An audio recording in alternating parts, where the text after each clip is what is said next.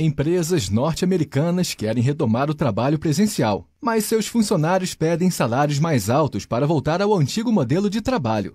É assim, meus amigos, que funciona o livre mercado. Este é o Visão Libertária, sua fonte de informações descentralizadas e distribuídas. A partir do início da grande crise sanitária de 2020, muitos aspectos da vida cotidiana precisaram ser alterados, por imposição de forças maiores, podemos assim dizer. O hábito de comprar coisas pela internet, como roupas, equipamentos eletrônicos, especialmente comida, se tornou mais forte, inclusive entre os brasileiros.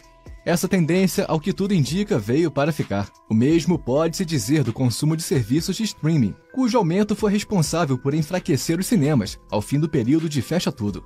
Outro ponto, contudo, que sofreu fortes modificações nesse período foi o próprio trabalho. Durante a crise sanitária, a modalidade do trabalho à distância feito de casa, ou seja, o home office, que já existia de forma pontual, foi reforçada, dadas as necessidades do momento.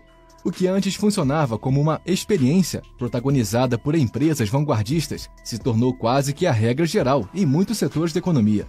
De fato, muita gente foi empurrada para esse sistema sem qualquer preparo, enquanto a maioria das empresas foi pega desprevenida.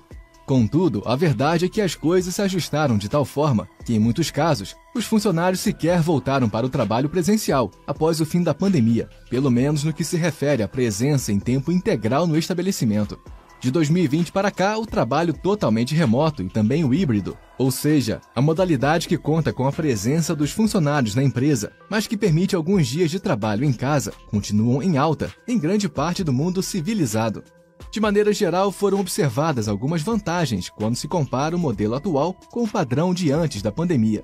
Os funcionários relatam um bem-estar maior ao trabalhar em casa, enquanto que os custos fixos com o local de trabalho, energia elétrica e demais instalações foram drasticamente reduzidos, representando também uma vantagem para as empresas. Nos Estados Unidos, onde o cenário de liberdade econômica permite o teste de variadas formas de trabalho, essa situação atingiu proporções gigantescas, com quase 30% de todos os salários pagos referindo-se a trabalhos realizados diretamente de casa.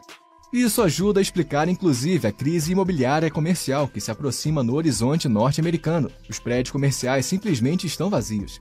É óbvio que, em comparação, essa tendência não pegou aqui no Brasil, porque o nosso país é uma verdadeira loucura trabalhista. Por aqui não existe qualquer tipo de maleabilidade no que se refere às relações de trabalho. O governo tem que regulamentar tudo, item por item, sendo que isso sequer é suficiente para que as empresas evitem ações trabalhistas. O resultado disso, como não poderia deixar de ser, é que o trabalho do brasileiro possui baixa produtividade e acaba por ser engessado, justamente numa época em que tudo muda e muito rápido. Mas isso é tema para outro vídeo. Voltando ao home office, alguns dados apontam para a tendência de que o trabalho à distância, ou ao menos o modelo híbrido, continue se expandindo nos Estados Unidos. Aparentemente, esse é o trabalho do futuro, pelo menos em parte, como indicam os dados do site ZipRecruiter, um agregador de vagas de trabalho. 1/3 de todas as vagas anunciadas em seu sistema se referem a modalidades de trabalho híbrido ou remoto. Só que num cenário oposto, nem todas as empresas concordam com essa tendência. Em alguns setores econômicos, o padrão de migração para o trabalho à distância já começou a ser revertido, com empresas preferindo retornar ao modelo presencial mesmo. Um dos primeiros críticos do home office foi o próprio Elon Musk, que chegou a classificar essa forma de trabalho como sendo moralmente errada. Na sequência, grandes empresas começaram a reduzir a quantidade de horas trabalhadas em casa. Foi o caso da IBM, da BlackRock e também de grandes bancos norte-americanos. Ou essas empresas reduziram a quantidade de dias trabalhados à distância, ou simplesmente mandaram todo mundo voltar ao trabalho presencial. A reversão do cenário anterior por parte das empresas pode ter várias explicações. Talvez os funcionários, ao trabalharem em casa, não sejam tão produtivos quanto o são ao estarem inseridos no ambiente profissional, com a cobrança constante de seus superiores. Muitas empresas também valorizam a sinergia entre o grupo de trabalho, que se torna mais presente, é claro, quando todos trabalham juntos.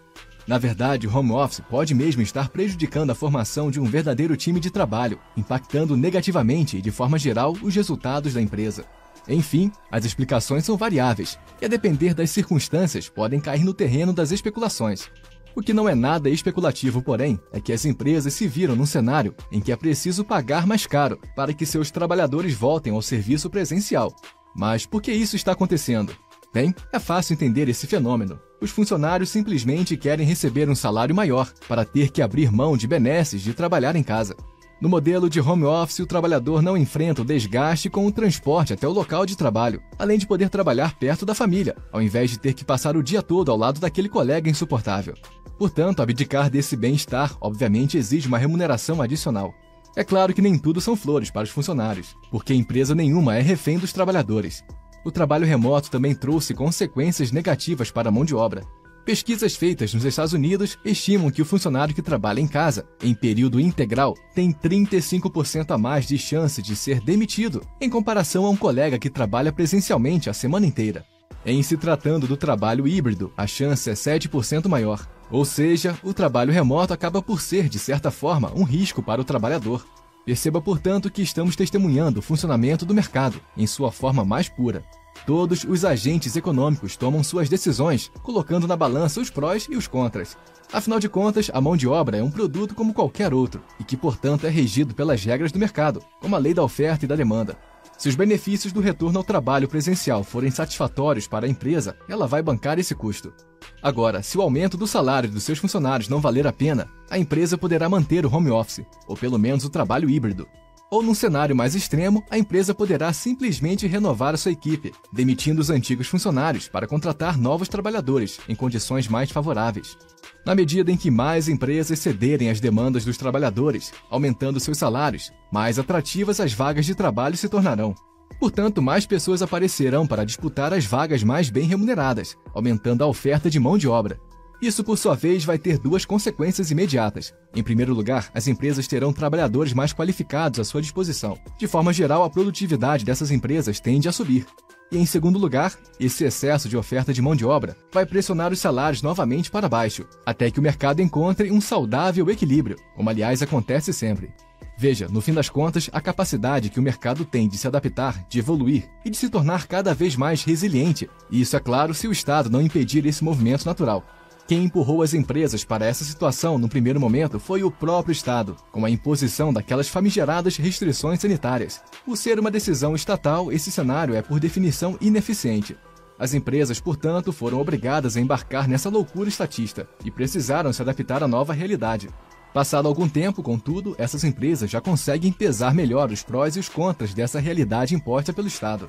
A partir daí, novas decisões poderão ser tomadas, agora, é claro, com mais liberdade do que em 2020. Não é possível determinar qual será a resposta do mercado para as atuais circunstâncias. Afinal de contas, nós não somos ditadores prepotentes para achar que podemos prever absolutamente tudo. O que sabemos, porém, é que, enquanto o mercado imobiliário comercial nos Estados Unidos definha por conta do home office, as empresas começam a ver que adotar um sistema 100% à distância pode não ser exatamente o melhor cenário. Qual será a decisão tomada pelas empresas, porém, só o tempo dirá. É assim que o mercado funciona, ideias são tentadas a todo momento, e sua viabilidade é imediatamente avaliada. O que representa um ganho financeiro não apenas é mantido, como é replicado por outros agentes do mercado.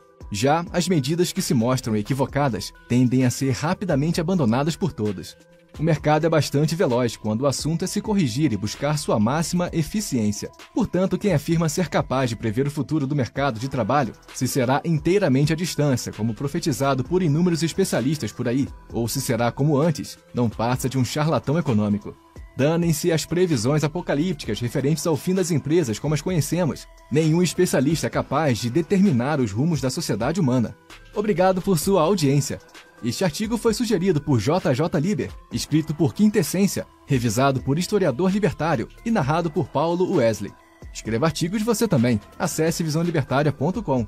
Se você gostou do vídeo, compartilhe em suas redes sociais. Caso deseje ser avisado de outros vídeos, inscreva-se no canal e depois clique no botão da campainha. Até a próxima!